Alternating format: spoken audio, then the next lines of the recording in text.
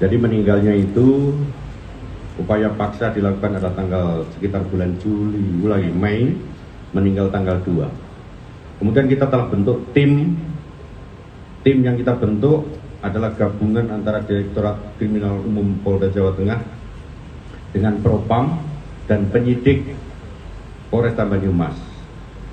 Penyidikan yang kita lakukan memang benar, di sana terjadi adanya pelanggaran maupun tindak pidana. Jadi meninggalnya itu satu, karena 10 orang tahanan dalam sel telah kita tetapkan tersangka, yaitu masyarakat.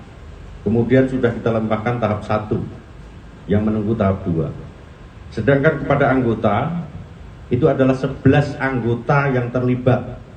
Jadi 11 anggota ini pemeriksaan dari Propam, 4 anggota kita kenakan terkait dengan disiplin.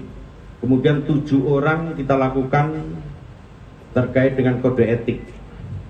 Kita dalami kembali 4 orang anggota di antara 7 itu masuk ke ranah pidana. Jadi sudah bukti permulaan yang cukup anggota telah melakukan pidana, yang hari ini juga sudah kita lakukan penahanan. Rekan-rekan sekalian, dari kasus ini menjadikan pembelajaran, sudah saya warning ke seluruh jajaran. Polda Jawa Tengah, Polri, salah satu tugas pokoknya adalah menegakkan hukum. Tetapi tidak boleh anggota Polri kita menegakkan hukum dengan cara melanggar hukum. Oleh karena itu menjadi komitmen kita untuk kita lakukan penyidikan secara transparan, untuk jadi pelajaran sehingga institusi kita menjadi sehat dalam rangka memberikan rasa keadilan kepada masyarakat kita.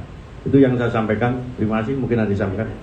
Terkait dengan proses hukum selanjutnya kepada anggota polisi dan tahanan 10-nya ini, dan yang 10 tahanan yang ngeroyok di sel kita lakukan sudah tahap 2, sudah jadi berkas perkara. Tahap 1, ulangi, tahap 1. Satu-satu. Kemudian yang anggota Polri hari ini 7 orang, 4 sudah cukup bukti terkait dengan pidananya. Sudah ditetapkan jadi tersangka. Kemudian yang 4 lagi kena disiplin dan yang 7 kode etik. Jadi kalau namanya pidana itu tidak, ulangi, kode etik dan disiplin tidak menutup adanya tindak pidana yang dilakukan oleh anggota Polri. Itu prinsipnya. Oke, cukup? Pak, nama dari mana, Mas? Nama dari mana? Bukti Pak dari RRI terkait dengan alasan pengeroyokan yang dilakukan 10 tahanan itu apa, Pak? Jadi di sana ada lalai. Jadi anggota Polri yang jaga kena disiplin lalai, tidak mengawasi tahanan. Ya. Kode etik dia tidak sesuai dengan peraturan perundang-undang yang berlaku. Pada saat proses penangkapan, dia ada salah satu, ulangi, 4 anggota terbukti untuk melakukan tindak pidana. Entah itu mukul dan lain, itu wujud perbuatannya kita dalami dalam suatu berkas perkara pada saat sidang. Oke, cukup? Pak Eka, Pak MNC, Pak. Ya. 4 polisi yang jadi tersangka itu pasalnya apa? Dan 170 ini Pak, apa? Ada perwiranya nggak Pak itu Pak? Dari yang di Bintara. Untuk proses pidananya dengan internalnya apakah berbarengan atau mana yang didahulukan Pak? Semuanya. Jadi pidana jalan, berarti kita jalankan. Oke, cukup? Pak Damar, Pak, dari CNN.